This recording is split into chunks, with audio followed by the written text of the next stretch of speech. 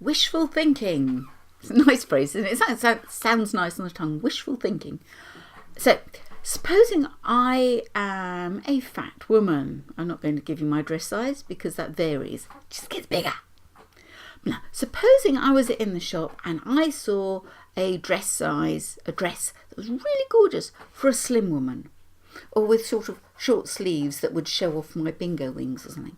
And I went to my husband and I said, "Oh, do you think this would look good?" He might go, bit of wishful thinking there. So wishful thinking means self-delusion. You've kidded yourself, something's all right when it probably isn't. Being over-optimistic. But I like sort of just wishful thinking. It's not normally any harm to it because it usually refers to yourself rather than imposing unreasonable expectations on someone else.